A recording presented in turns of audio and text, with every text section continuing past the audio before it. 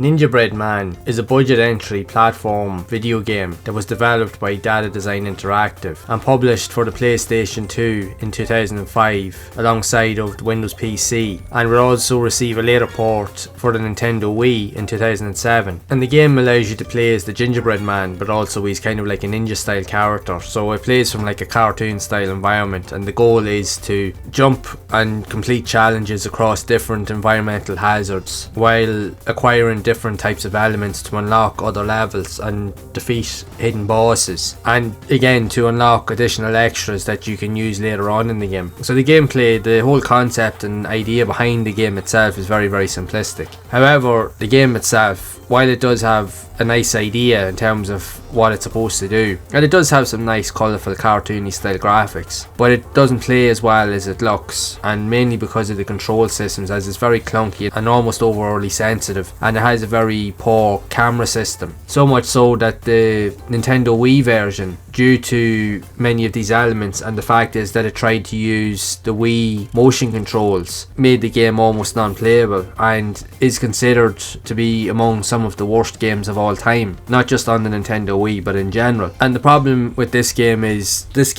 along the lines of a long lineage of games that were being developed on the likes of the PlayStation and even ported to the Nintendo Wii, with the aims of being kind of like more of a budget entry series but also as a quick cash grab, as there was other games that were released by the same developer, one in particular which I have covered another video on the channel by the name of Anubis 2, where you play as a god in ancient Egypt, and it has a very similar play style and aesthetic with similar style graphics seen in this game. It's often been referred to as a rehashed version of that game as such, or both in general, as they literally took everything from those games but just changed up the character elements, but they didn't change anything really in terms of the camera controls or even the actual controls of the player itself. So that's where the game fell short in terms of its reviews. Like, it does have some nice ideas and it does have some nice graphics, but again, like a lot of these games, they're not greatly executed as such. While it does have a variety of different modes such as time attack, you can acquire different hidden pickups and score pickups, again to unlock additional items as you play, but you'll find that the gameplay experience can be quite clunky and sometimes unresponsive to a point that it can lead to an overall frustrating experience for many, which is a pity, as there are a lot of games that were seen like this here on the PlayStation 2 that were being developed, and it's crazy to think that with the amount of games that were released on the system, there was a ton of games that were released kind of similar like this that were considered as budget style games, and they had some really nice ideas, but you could clearly see that they weren't executed properly, which is a pity. Now, in saying that,